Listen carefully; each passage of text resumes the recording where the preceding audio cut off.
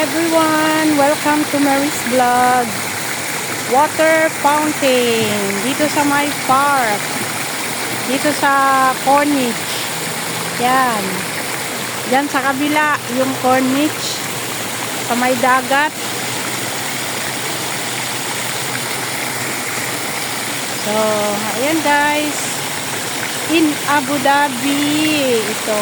Sa Abu Dhabi ito guys. Ayan, oh, park ito dito, oh.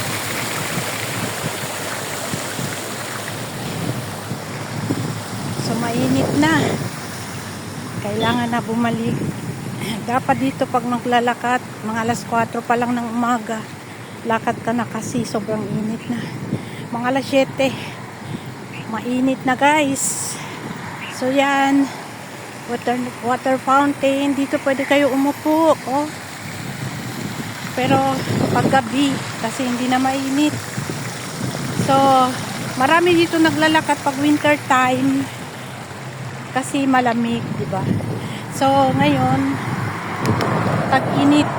Hindi tayo pwede maglakad ng hanggang mga alas 10 dito. Sobrang init.